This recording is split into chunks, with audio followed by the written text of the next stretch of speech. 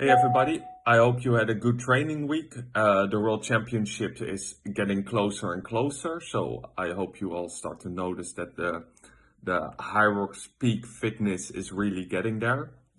For this week, for the most part, we will just continue with what we started.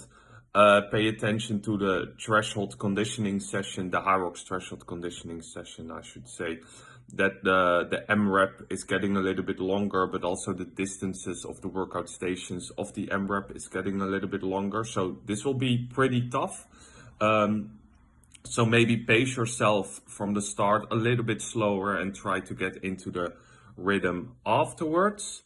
And then for the HYROX quality session, we remain with mainly 30 seconds of work, 30 seconds of rest. But in the second part, we will now combine two exercises where you have no rest in between, and then you have 45 seconds of rest after the two workout stations. But still the main focus there, like the word says, is on quality. So it's not intensity. You just try to move as well and efficient as possible, just to get some extra volume in. And another thing that you need to pay attention to this week, especially on the Sunday, because we have there a normal training session, which are the race intervals, with a little bit longer intervals in the second part for each main set. But if you like, you can also choose the optional session. So pay attention, you don't do both sessions, but you can choose one.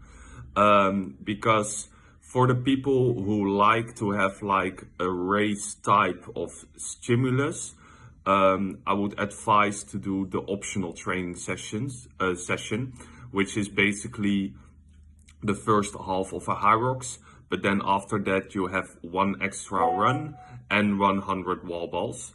And that is all just on race pace, no rest in between.